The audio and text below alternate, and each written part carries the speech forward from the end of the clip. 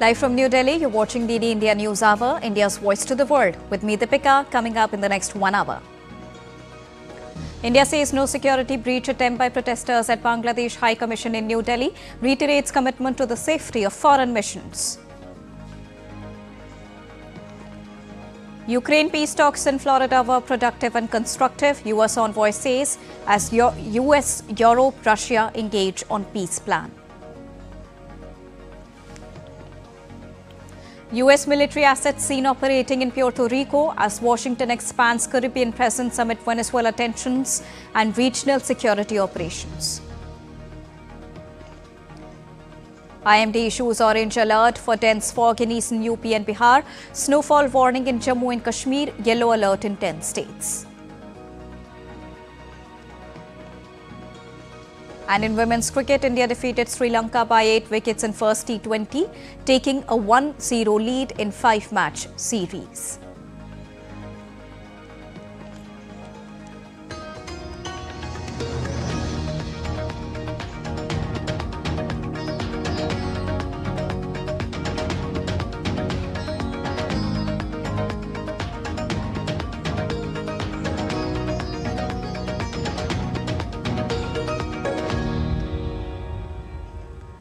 To begin with Bangladesh, Bangladesh is witnessing a sharp deterioration in law and order ahead of next year's parliamentary elections, with rising political violence and growing fears among the minorities. The lynching of a Hindu youth has triggered national and international outrage and protests by media bodies as well. Now, amid security concerns, Indian visa services in Chattogram have been suspended, while India has urged justice and protection for the minorities. Law and order in Bangladesh has worsened since the announcement of next year's parliamentary elections, raising safety concerns, particularly among minorities, amid rising political clashes and violence. In Moimun Singh, a Hindu youth, Deepu Chandra Das, was lynched on Thursday. The Rapid Action Battalion said no clear evidence of blasphemy has emerged and blamed a factory manager for handing him over to the mob. India on Sunday also rejected as misleading propaganda reports in Bangladesh claiming a security threat during protests outside the Bangladesh High Commission in New Delhi. The Ministry of External Affairs said demonstrators were peacefully protesting the killing of Deepu Chandra Das and urged Bangladesh's interim government to ensure justice and protect minorities. The brutal killing triggered widespread outrage. Bangladesh's Editors' Council and the Newspaper Owners Association of Bangladesh held a joint protest meeting in Dhaka, condemning mob violence and attacks on media and cultural institutions, and warning of threats to press freedom and democratic values.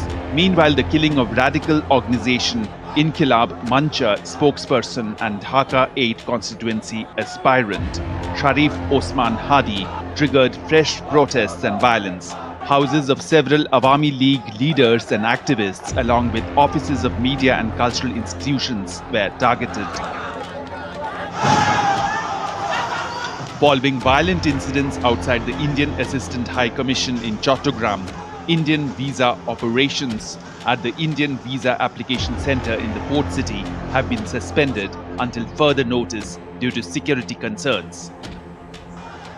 With Bureau Inputs, Naval Sangh Parmar's report from Dhaka for DD India.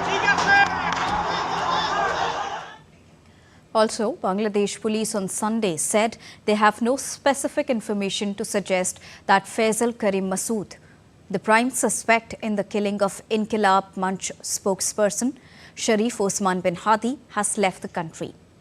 Addressing an emergency press conference at the Ministry of Home Affairs, Additional Inspector General of Police Khandakir Rafiqul Islam said law enforcement and intelligence agencies are actively trying to trace Faisal's whereabouts. He said, and I quote him here, "We do not have specific information about his last location, but there is no confirmation that he has fled abroad," unquote, adding that no concrete evidence has yet emerged linking any political party to the murder.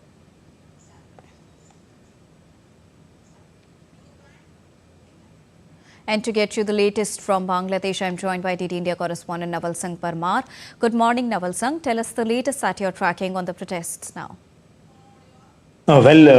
Yesterday there were many protests in Dhaka and other parts of Bangladesh, particularly the civil society in Bangladesh and the peoples from the media field and the liberal forces. First time after the fall of Sheikh Hasina government came in limelight, and they supported the call given by the Pratham Alo and the Daily Star newspaper, and they condemned the attack on the media as well as the minority in Bangladesh, particularly the mob lynching incidents in Mymensingh, what happened, and that the Dipu Chandra Das was brutally killed and then burnt in mob burnt him in, and the lynching of Dipu Chandra Das.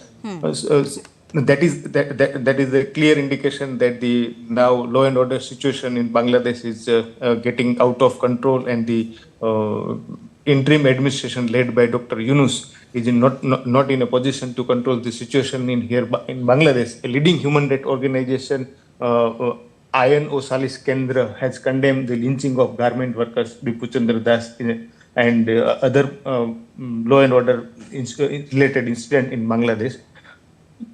And also tell us that by what time can we expect the law and order situation to be controlled? Are there any steps being taken to ensure the same? There are.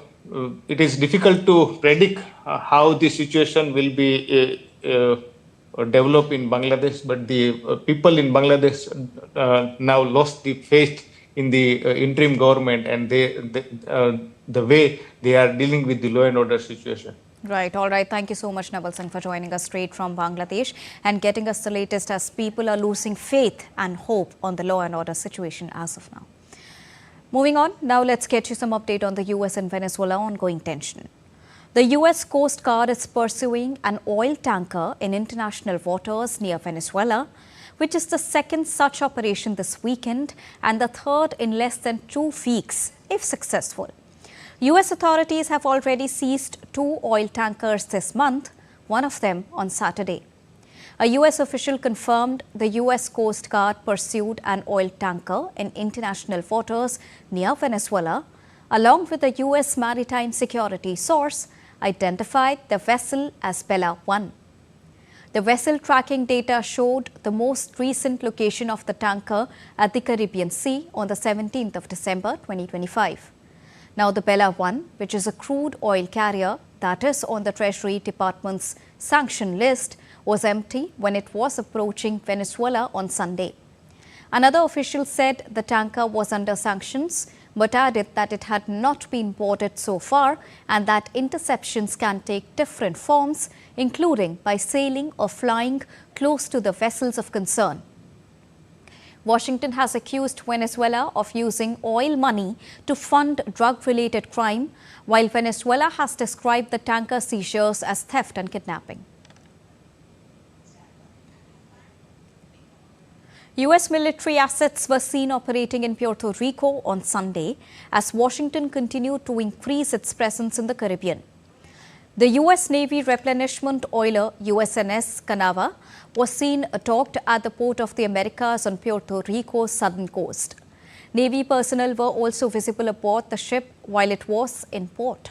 At Mercedita Airport in Ponce, mechanics were seen working on V-22 Osprey aircraft, while CH-53E Super Stallion helicopters prepared for and carried out takeoffs.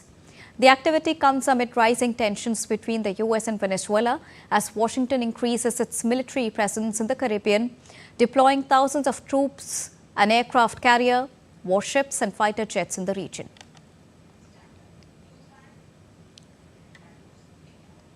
The Japanese region of Niigata is expected to endorse a decision to restart the world's largest nuclear power plant on Monday, which is a watershed moment in the country's pivot back to nuclear since the 2011 Fukushima disaster. The Kashiwazaki Kariwa facility, located about 220 kilometers northwest of Tokyo, on the Sea of Japan coast, is the world's largest nuclear power plant by output capacity. Operated by Tokyo Electric Power Company, the plant was among 54 nuclear reactors across Japan that were shut down in the aftermath of the 2011 earthquake and tsunami. As Japan accelerates its nuclear revival now, the fate of Kashiwazaki Kariwa will be closely watched as a test of whether public trust and political consensus can be rebuilt more than a decade after Fukushima. Southeast Asian foreign ministers are set to meet on Monday in Malaysia's Kuala Lumpur for crisis talks aimed at halting deadly border clashes between Thailand and Cambodia. Now, Monday's meeting will be the first face-to-face meeting between the two neighbours since the fighting resumed on 8th of December. Malaysia, that holds the chair of the Association of Southeast Asian Nations, expressed hope that the talks in Kuala Lumpur would help achieve a lasting ceasefire between the two countries. The US also called on Cambodia and Thailand to cease fighting and fully implement the Kuala Lumpur peace accords following renewed clashes along their disputed borders. Renewed fighting between the two neighbours this month has killed at least 22 people in Thailand and 19 in Cambodia and displaced more than 900,000 on both the sides. The reignited violence shattered a fragile truce reached after 5 days of clashes in July with US, Chinese and Malaysian mediation.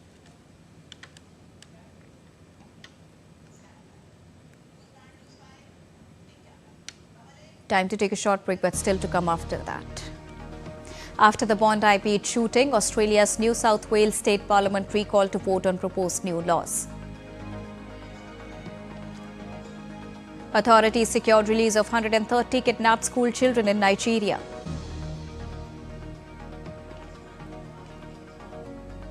After the break, we'll get you visuals from around the world on how cities are gearing up to celebrate Christmas.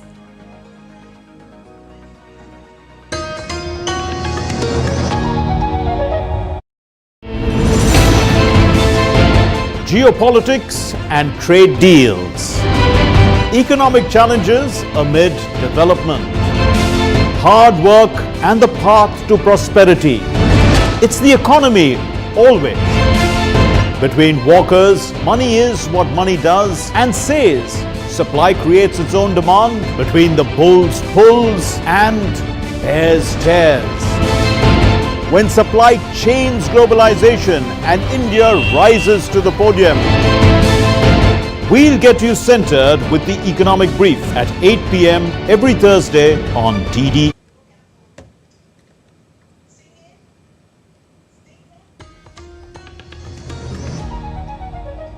Welcome back after that short break. You're watching DD India News Hour. On to Russia-Ukraine crisis now.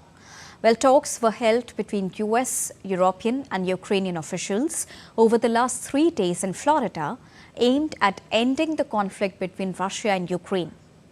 US Special Envoy Steve Witkoff called those meetings and separate talks with Russian negotiators productive and focused on a shared strategic approach between Ukraine, United States and Europe.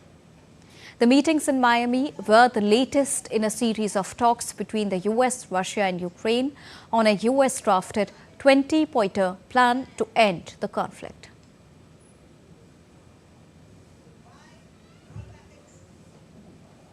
Witkoff said the US-Ukraine meeting focused on 4 key pointers, which include further development of the 20-pointer plan, a multilateral security guarantee framework, a US security guarantee framework for Ukraine, and further development on economics and prosperity to rebuild Ukraine.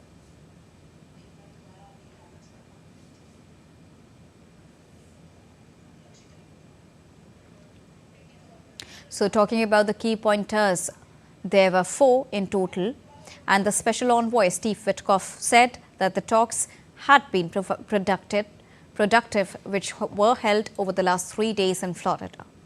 Now, it also said that Ukraine remains fully committed to restore peace, but there have been 4 pointers which have been outlined in the outcome of the 3 days talk that took place in Florida.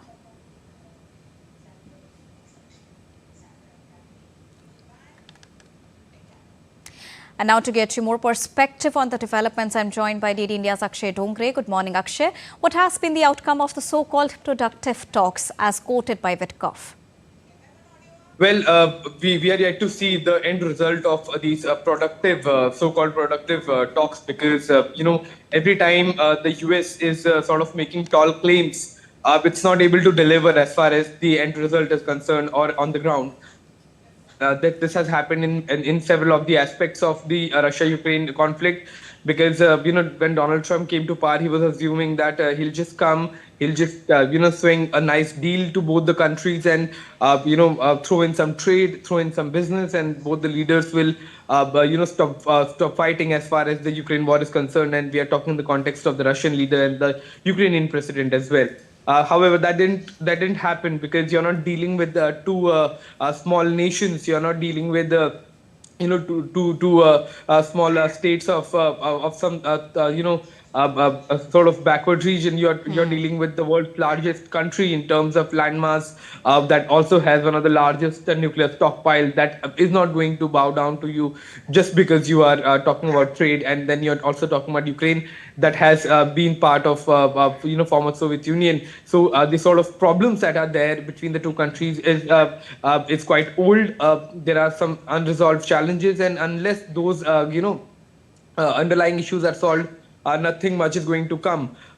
This same happened between Cambodia and Thailand conflict when US claimed some major things. However, that didn't turn out to fruition as far as on the ground is concerned. So we are waiting for the talks to sort of yield some sort of result. But as of now, it's still wait and watch situation. There are certain points again that are yet to be resolved, which is being mentioned by the US leadership again and also being realized. So it remains to be seen that what is going to happen on the ground. But it seems that sort of a deal before Christmas. That focus is also driving for the US to sort of push things and sort of force Ukraine, because that is going to be the major sticking point when it comes to a territorial dispute and the area that has been occupied by Russia. All right. Thank you so much, Akshay, for joining us and giving us the latest on the Ukraine crisis and the peace talks which are currently underway. Moving on. Israel's cabinet has cleared the creation of 19 new settlements in the occupied West Bank, a move announced on Sunday by Finance Minister Bezalel Smotrich. Now, the decision further accelerates settlement expansion under the current government. According to Smotrich, the approval includes 2 settlements that had been dismantled during Israel's 2005 disengagement plan. He said the latest decision takes the total number of new settlements approved over the past 2 years to 69. Smotrich said the step is a part of a broader effort to strengthen Jewish settlement across the West Bank. According to Peace Now, an anti-settlement watchdog group, the approval increases number of settlements in the West Bank by nearly 50% during the current government's tenure, from 141 in 2022 to 210 after the current approval. The approval comes amid heightened international criticism of Israeli settlement activity, which most of the countries regard as illegal under the international law. US President Donald Trump has warned Israel against any move to annex the West Bank, saying it would come at a heavy diplomatic cost. The United States is urging Israel and Hamas to move forward with the next stage of the Gaza ceasefire, which came into effect on the 10th of October. Updates on the Bondi Beach shooting now. Australia's New South Wales State Parliament was recalled to vote on proposed new laws that would impose major curbs on firearm ownership, ban the display of terror symbols and restrict protests following a mass shooting at Bondi Beach. The proposed new laws would cap the number of firearms a person can own at 4 or up to 10 for certain groups, such as the farmers. Currently, there is no limit to firearm ownership if the reason can be justified to the police, and there are more than 50 people in the state who owns more than 100 guns. The proposed legislation would also give the police more powers to remove face coverings during protests or rallies. One of the alleged Bondi gunmen, Sajid Akram, was shot dead by police and owned 6 firearms. His 24-year-old son, Naveed Akram, has been charged with 59 offences, including murder and terrorism. A helicopter flew over Bondi Beach with a message of solidarity with Australia's Jewish community as people lay flowers nearby on a day of reflection in remembrance of the 15 people killed in a gun attack a week earlier that targeted a seaside Hanukkah festival event. There was a main memorial event in the state of New South Wales, which hundreds of people watched at a site near the Bondi Beach, listening to speeches from the president of the NSW Jewish Board of Deputies, David Ossip, and prayers from rabbis. Tens of thousands, including Australian Prime Minister Anthony Albanese and other leaders, attended the main memorial that was guarded by the police on foot, at sea and on horseback, as well as snipers on the rooftops.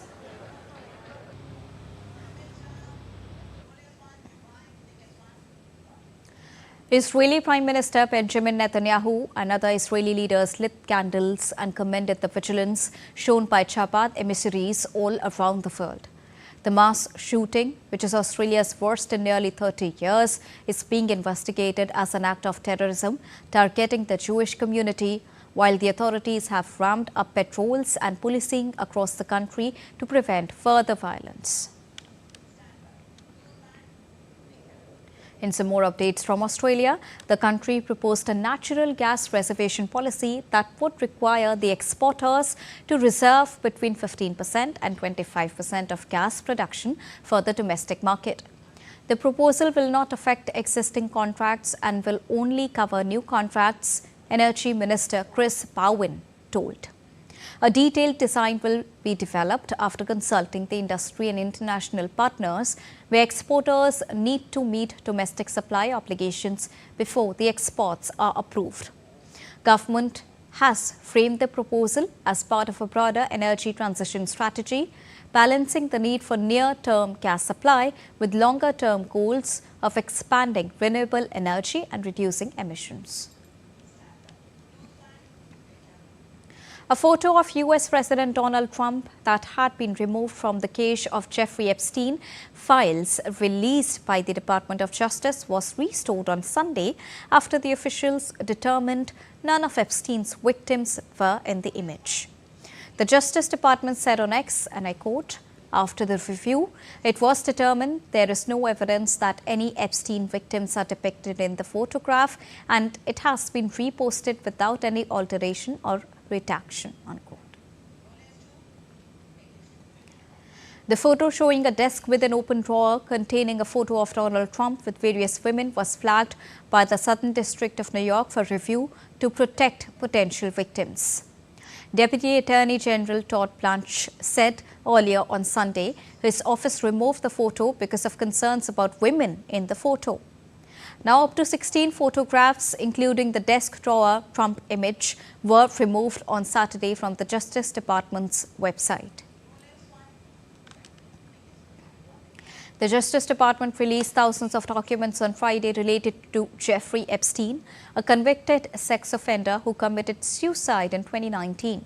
But it has drawn criticism, including from some Republicans, over the extensive redactions and few documents mentioning Trump despite his well-publicized friendship with Epstein.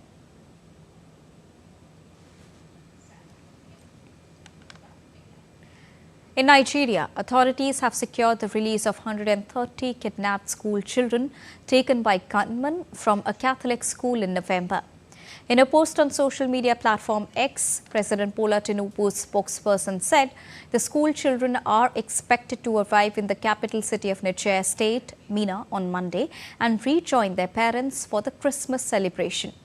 The students are among more than 300 pupils and 12 staff seized by gunmen from St. Mary's Catholic boarding school in the early hours of November the 21st. 50 other children managed to escape at the time, while Nigeria's government said on December the 8th that it had managed to rescue 100 of those abducted. The freedom of the school children followed a military intelligence-driven operation. The abduction caused outrage over worsening insecurity in northern Nigeria, where armed gangs frequently target schools for ransom. School kidnapping surged after Boko Haram terrorists abducted 276 girls from Chibok in 2014. In Guatemala, at least 12 bodies have been found in 3 days in a wooded area on the outskirts of Guatemala City, linking the discovery to gang violence. Guatemala is plagued by criminal violence, mainly perpetrated by the Barrio 18 and MS-13 gangs, which are considered terrorist organizations by the Central American country and the United States. In October, rescue workers found 9 bodies under a bridge in the town of Valencia, near the capital. Authorities in Guatemala said that almost half of the country's violence is perpetrated by drug traffickers and gang members who extort money from businesses. Guatemala ended last year with a homicide rate of 16.1 per 100,000 inhabitants, which is more than double the global average.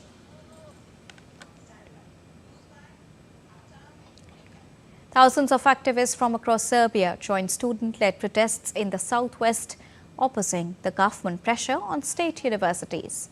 Protesters are calling for the resignation of the university's management and election of a new rector. They are accusing President Alexander Vucic's government of corruption, nepotism, poor public services and restricting media freedom claims the government denies. A student-led movement backed by academics and opposition figures held its first protest in Novi Pazar against political interference in universities as part of wider protests triggered by last year's deadly Novi Sad station collapse that killed 16 people. Students from Novi Pazar said the university retaliated against protest participants by revoking student status and dismissing dozens of lecturers.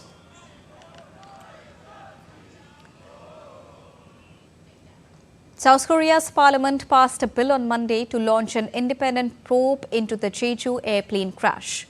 The aircraft accident killed 179 passengers and crew members at Muan International Airport, which is southwestern South Korea, on the 29th of December last year.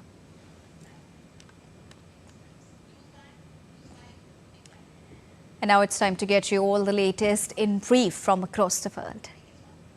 As Christmas approaches, cities around the world are coming alive with festive cheer.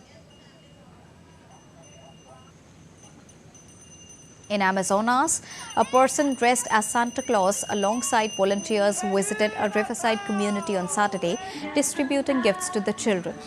Families enjoyed photos with Santa, gift distributions and festive carols as part of the annual initiative bringing Christmas cheer to remote communities since 1998.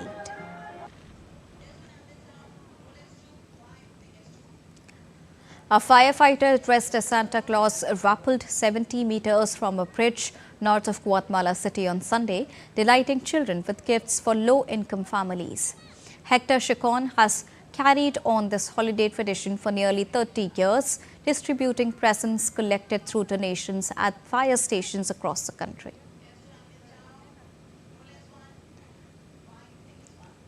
Scuba divers led a festive and underwater dive at Pleasure Reef off the Key Largo in Florida. Divers swam alongside marine life, including a moray eel, shark and Goliath grouper. The scuba divers have hosted the annual underwater Santa dive for 35 years, giving the visitors unique holiday photo opportunity on the reef.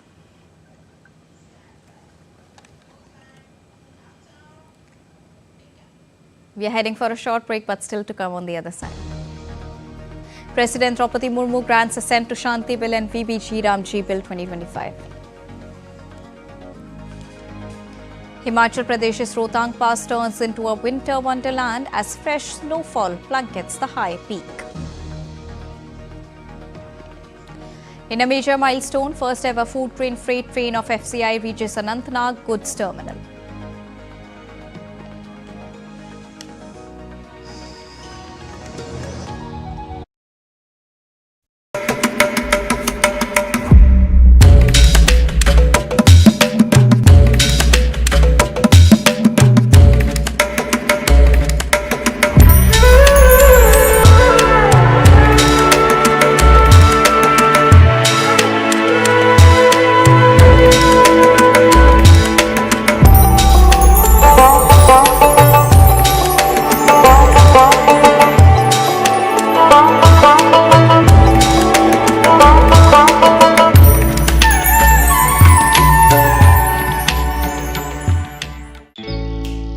Jharkhand will mesmerize you with majestic nature, rich heritage and colorful culture.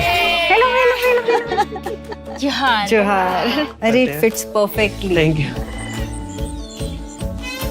Full workout हो गया. Ready?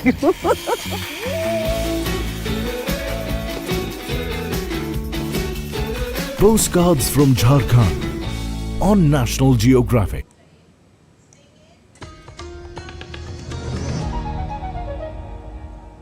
Welcome back after that short break. You're watching DD India News Hour. Time to quickly recap top headlines of the hour. India says no security breach attempt by protesters at Bangladesh High Commission in New Delhi, reiterates commitment to the safety of foreign missions. Ukraine peace talks in Florida were productive and constructive, US envoy says, as US, Europe, Russia engage on peace plan. US military assets seen operating in Puerto Rico as Washington expands Caribbean presence amid Venezuela tensions and regional security operations. IMD issues orange alert for dense fog in eastern UP and Bihar, snowfall warning in J&K, yellow alerts across 10 states. And in sports, India defeated Sri Lanka in women's cricket by 8 wickets in the first T20, taking a 1-0 lead in 5-match series.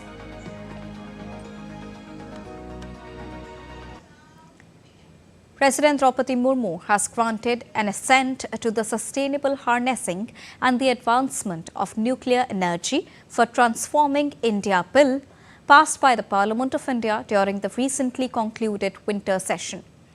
The Shanti Bill repealed the Atomic Energy Act of 1962 and the Civil Liability for Nuclear Damage Act 2010.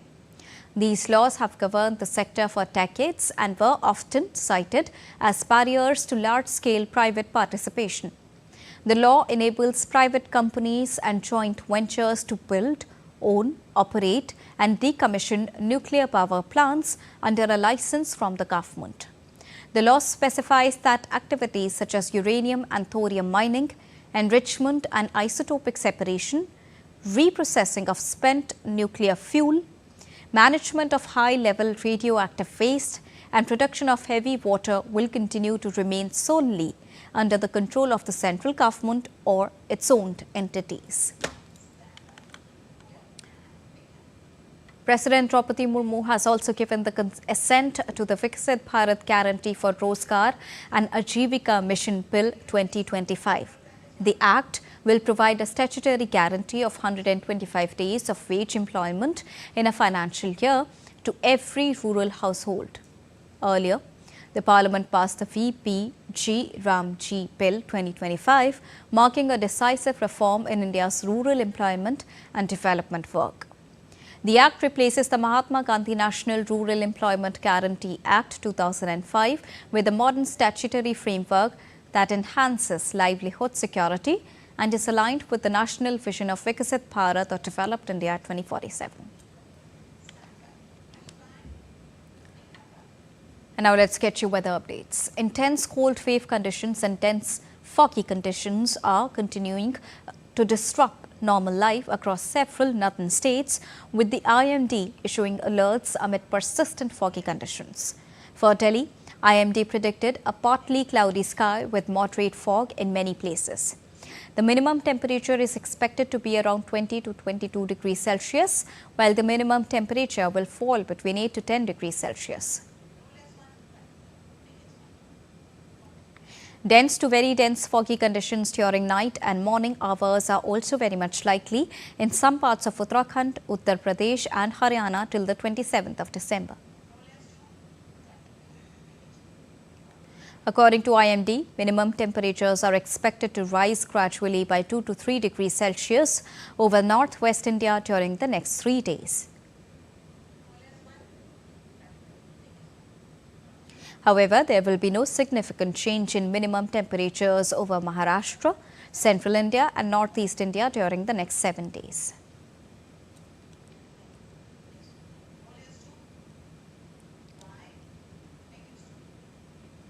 In Ladakh, light to moderate snowfall has been recorded at many places across the Kargil district since Saturday night. According to the latest weather update, light to moderate snowfall is likely to continue at many places in Kargil and Sanskar. Leh has turned into a white wonderland with its first spell of snow.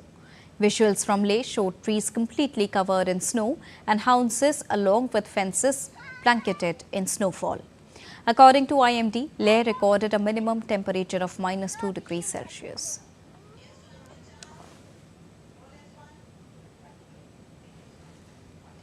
Meanwhile, Sonmarg in the Kashmir Valley witnessed the first snowfall of the season on Sunday, covering the region in a thick blanket of white.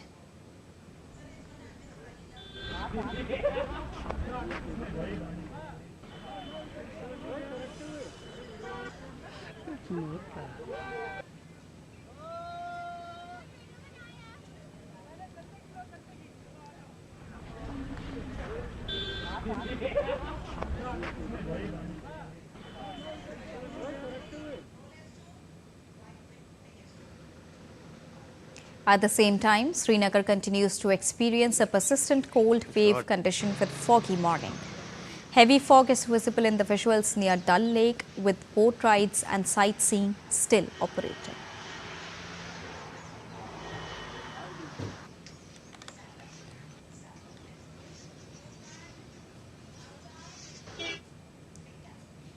And to get you more on this, I'm joined by DD India's Dibyendu Mondal. Good morning, Dibyendu. What does the latest weather advisory say by the IMD?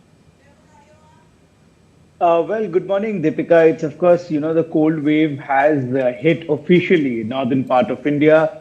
Yesterday, in fact, day before yesterday, the Indian Meteorological Department has officially declared the cold wave gripping northern part of India, with especially in the Delhi NCR region, where the minimum temperature, the maximum temperature for the day has remained less than 18 degrees, which is the norm for the cold wave condition to set in.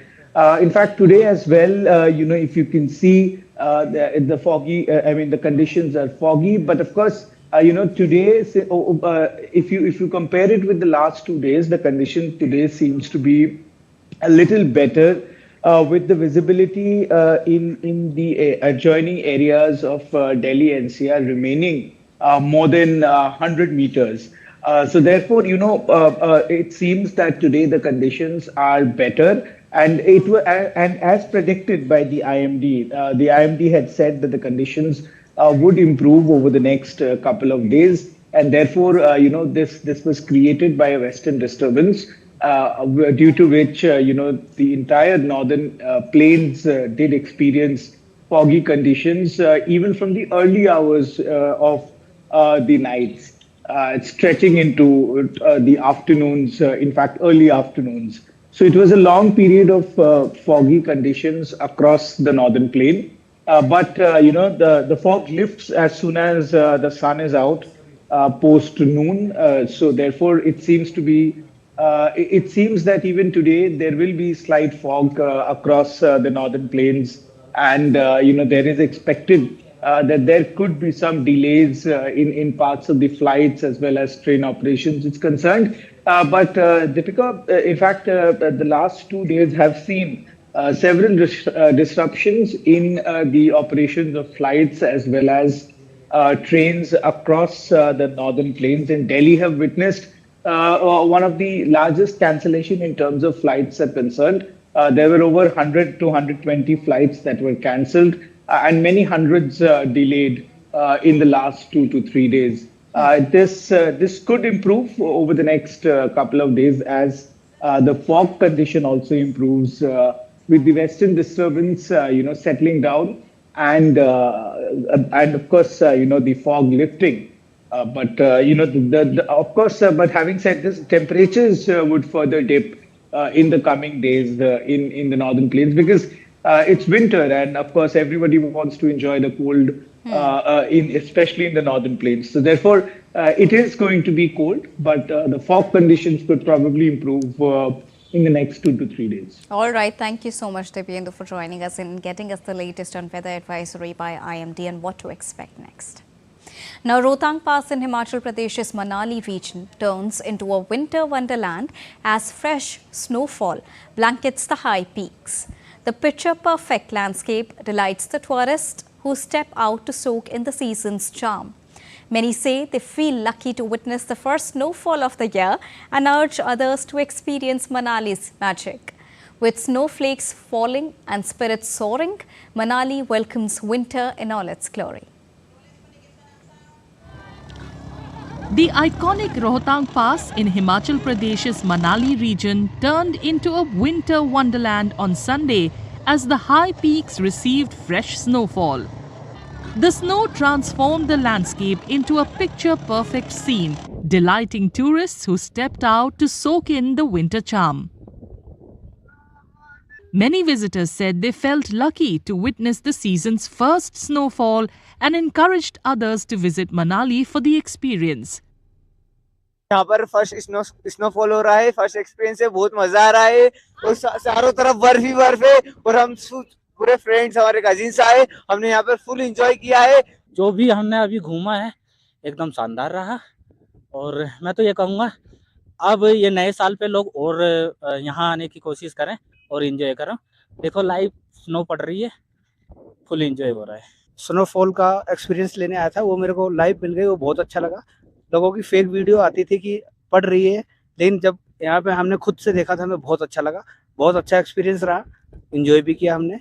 और मैं कह रहा हूँ नए साल पे और Christmas पे लोगों को आना चाहिए, यहाँ पे काफी अच्छा लगेगा। Beyond Himachal, the magic of winter has spread far and wide. Kargil in Ladakh has transformed into a breathtaking snowy paradise with fresh snow blanketing the region. Meanwhile, in Jammu and Kashmir, Gulmarg received its first snowfall of the season, delighting tourists who rush to the meadows to make unforgettable winter memories.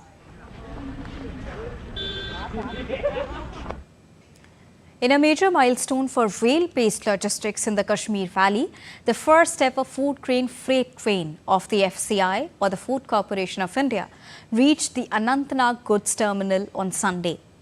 The freight train, carrying over 1,300 metric tons of food grains loaded in wagons, was dispatched from Punjab and successfully arrived at the Anantnag goods terminal. The arrival of the freight train is a significant step to ensure an uninterrupted and efficient supply of food grains to the valley, particularly during the winter season. The development will boost local markets, strengthen the regional agricultural economy, and create new opportunities in logistics and allied sectors.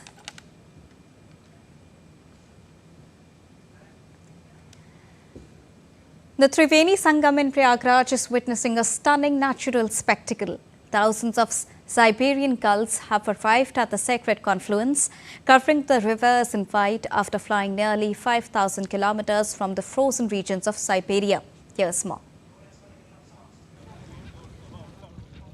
From the frozen reaches of Siberia to the sacred rivers of Prayagraj,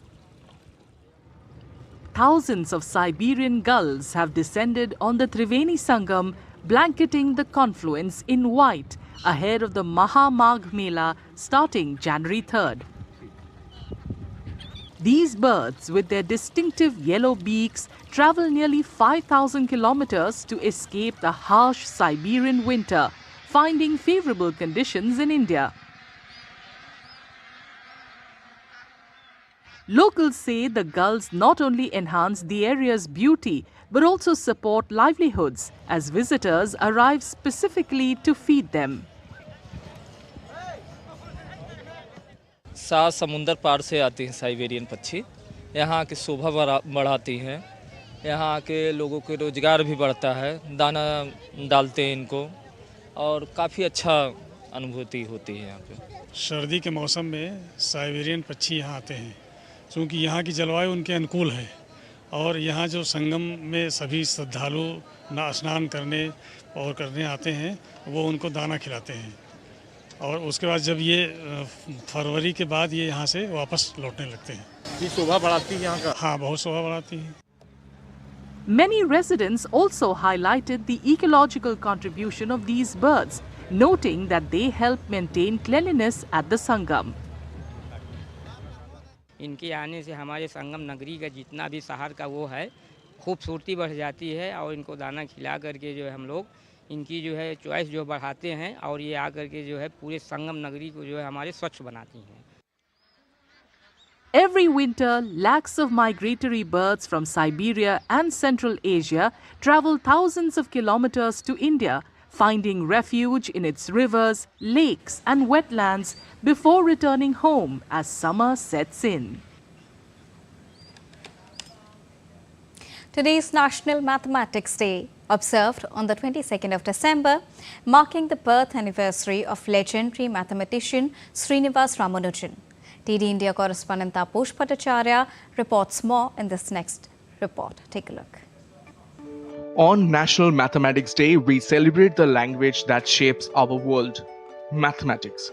Observed on 22nd of December, this day honors the birth anniversary of legendary mathematician Srinivasa Ramanujan, whose brilliance transformed numbers into timeless discoveries. From ancient India's zero to modern algorithms, driving space missions, finance and technology, mathematics is the invisible force powering progress. It sharpens logic, fuels innovation, and turns imagination into solutions. We know the importance of the subject mathematics. It helps us in everyday calculations like cooking, sports, architecture, travel, and many more fields. It also helps our problem-solving skills. It trains our brain to break complex challenges into manageable steps. It helps in financial literacy. It also develops logical reasoning and critical thinking. It sharpens our analytical skills. So, we need to study mathematics with great interest and joy. Today, we salute the thinkers, teachers, and students who keep the legacy alive, solving problems, pushing boundaries, and building the future one equation at a time. Because mathematics is not just about numbers, it is about possibilities, precision, and progress. Taposh Bhattacharya's report, DD India. Time to take a short break, but still to come on the other side.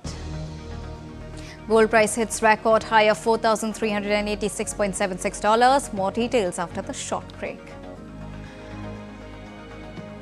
And Arunachal's 1-0 victory over Sikkim keeps their Santosh Trophy hopes alive. Zocalo Square transforms into a living canvas of light and tradition. More after the break.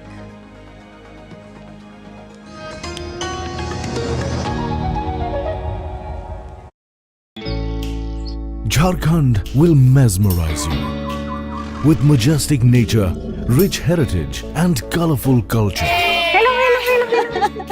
Johar. It fits perfectly. Thank you. Full workout हो गया. Ready?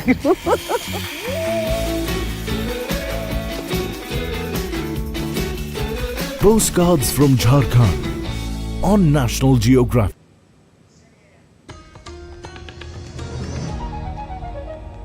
Welcome back after that short break. You're watching DD India News Hour.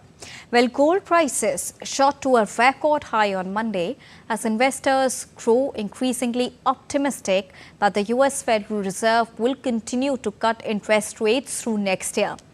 Now, the precious metal hit a peak of $4,383.76 in early trade as a string of data last week pointing to further weakness in the US labor market and easing inflation gave the central bank room to ease monetary policy further. Monday's gain pushed the commodity past its previous high of $4,381.52 touched in the month of October. And now it's time to get you all the latest from the world of sports, to begin with women's cricket first. Jemima Rodriguez struck a superb unbeaten 69 to guide Indian women to an 8-wicket victory over Sri Lanka in the first T20I at Visakhapatnam's ACA VDCA Stadium. Chasing 122, India sealed the victory in just 14.4 overs. Earlier, skipper Harmanpreet Kaur opted to field first, and disciplined bowling from Kranti Gaur and Deepti Sharma restricted Sri Lanka to 121 for a loss of 6 wickets. Vaishnavi Sharma impressed on debut with an economical 0 for 16 in 4 overs. The victory marks India's first outing since their ODI World Cup triumph, with veterans like Smriti Mandhana and emerging talents such as G. Kamalini adding depth to the squad.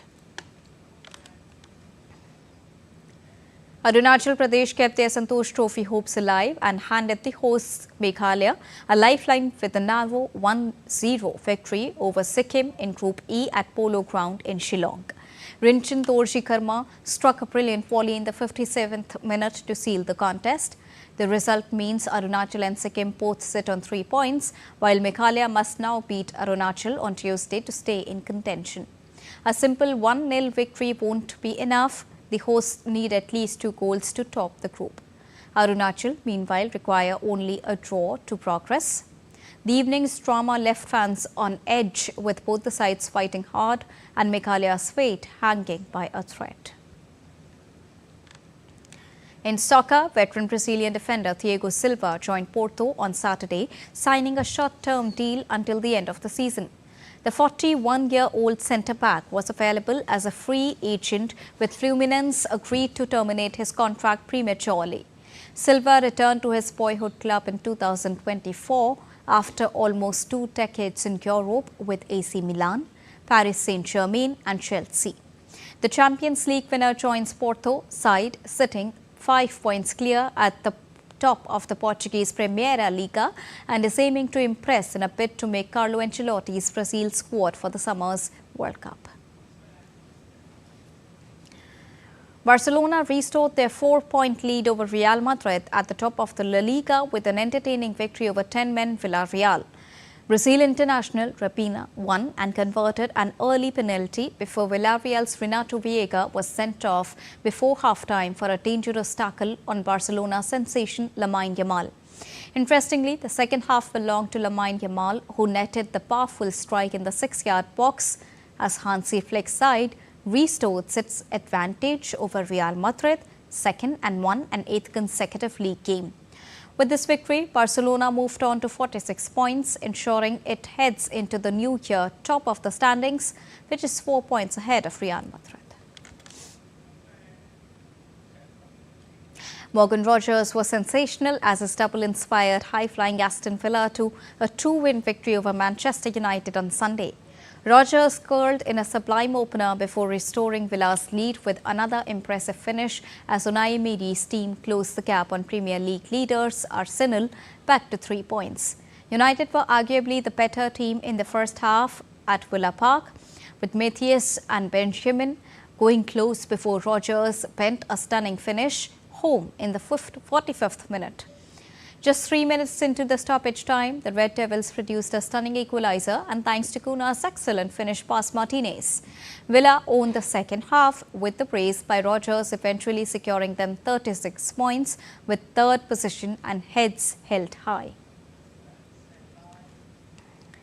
Well, in the heart of Mexico City, Zocalo Square is transforming into a living canvas of light and tradition.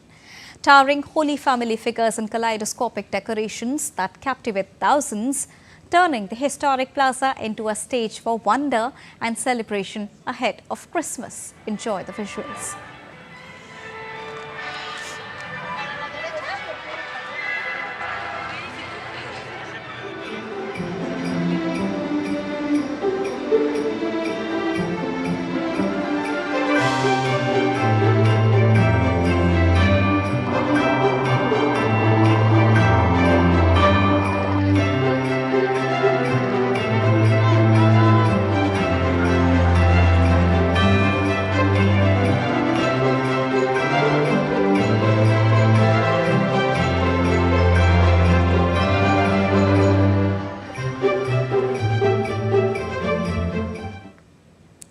And that's all for this edition of DD India News Hour. But do let us know your thoughts on the news of the day. For those on the go, you can get all the latest news and updates from India and across the world on the DD India mobile app. The app is available on both Android and iOS platforms. Scan the QR code on the screen to download it right now. We'll be back with more news as it breaks here on DD India. I'm Deepika, and from all of us here in New Delhi, thank you so much for watching DD India News Hour. Namaskar.